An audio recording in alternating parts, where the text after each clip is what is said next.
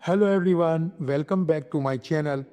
In today's video, I am going to show you how to change your air conditioner mode from cooling to heating step by step in the simplest way.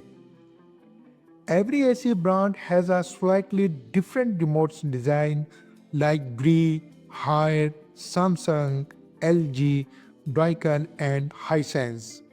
But the method to turn on heat mode is almost the same.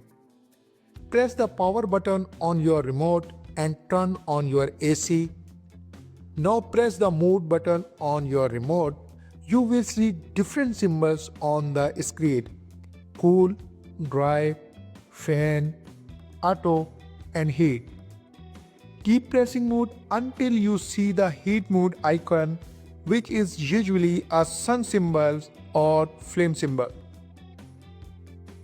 In heat mode, the best temperature setting is 24 degrees centigrade to 28 degrees centigrade.